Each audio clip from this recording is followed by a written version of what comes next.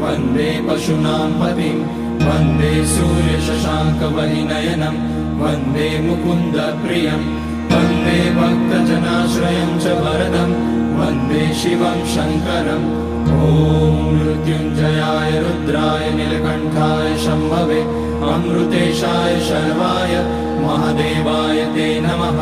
नमस्तेऽस्तु भगवन् विश्वेश्वराय महादेवाय त्र्यम्बकाय त्रिपुरान्तकाय त्रिकाग्निकालाय कालाग्निरुद्राय नीलकण्ठाय मृत्युञ्जयाय सर्वेश्वराय सदाशिवाय श्रीमान् महादेवाय नमः।